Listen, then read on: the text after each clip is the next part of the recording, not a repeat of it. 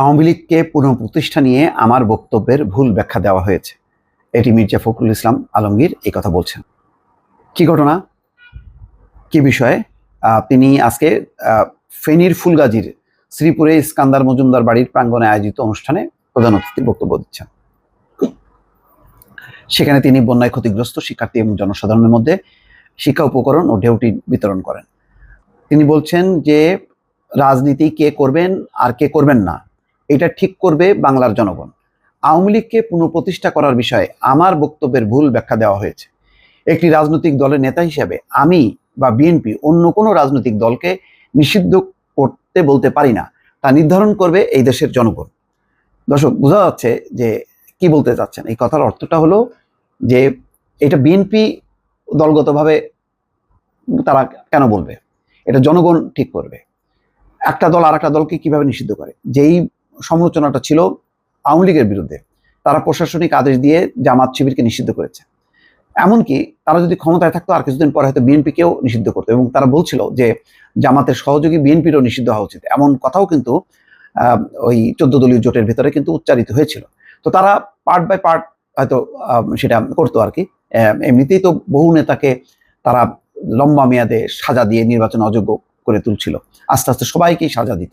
তারপরে হয়তো প্রস্তাব আসতো যে জামাতকে যদি নিষিদ্ধ করা হয় তাহলে বিএনপিকে না কেন, এরকম একটি যুক্তি তারা তুলতো এবং সেই কাজটি তারা করতো।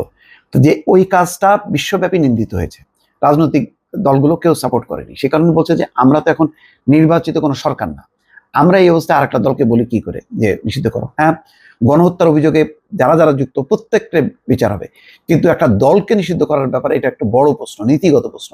এই নীতিগত প্রশ্ন কে ঠিক করবে? ঠিক করবে হচ্ছে নির্বাচিত পার্লামেন্ট, নির্বাচিত জনপ্রতিনিধিরা। তাদের তো সেই ম্যান্ডেট নিতে হবে। ম্যান্ডেট ছাড়া কিভাবে তারা এই বিষয়টি বলে? এখানেই হচ্ছে মত পার্থক্য। হাসনাত আব্দুল্লাহরা বলতে চাচ্ছেন যে গণঅভ্যুত্থানের মধ্য দিয়ে সেই ম্যান্ডেট হয়েছে, এখানে সংবিধান বড় কথা না, এখন হচ্ছে জনগণ হচ্ছে উৎখাত করেছে, তারা হচ্ছে গণহত্যার দায়ে তারা অভিযুক্ত। সুতরাং অভিযুক্ত দল রাজনীতি করার অধিকার নেই, নির্বাচন করার অধিকার নেই। এটা হচ্ছে একটা কনসেপ্ট বা এটা একটা কি বলে একটা দাবি হতে পারে, কিন্তু সেই দাবিটা পূরণ হবে কিভাবে?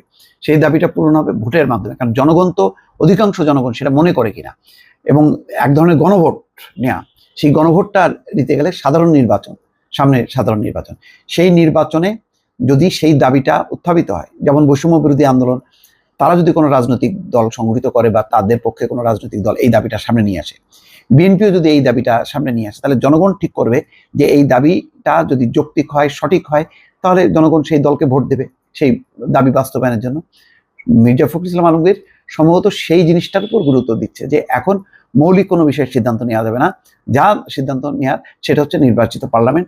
তারা মূল মূল বিষয়ে সংস্কার করবে, মূল মূল বিষয় নীতি নির্ধারণী বিষয়ে তারা সিদ্ধান্ত নেবে, কিন্তু নির্বাচন ছাড়া, ভোট ছাড়া কেউ সিদ্ধান্ত নিতে পারে না। এই কথাটি সম্ভবত মির্জা ফখরুল ইসলাম আলমগীর মেসেজ দেওয়ার চেষ্টা করছে, কিন্তু রাজনৈতিক দলগুলো বা কেউ কেউ ইচ্ছাকৃতভাবে হয়তো ভুল ব্যাখ্যা করছে যে হ্যাঁ, মানে আওয়ামী লীগ নিষিদ্ধ না হোক এটা চায় বিএনপি, তারা নির্বাচনে আসুক এটা চায় বিএনপি, এইভাবে বলার চেষ্টা করছে। দর্শক, ভালো থাকবেন, আল্লাহ হাফেজ।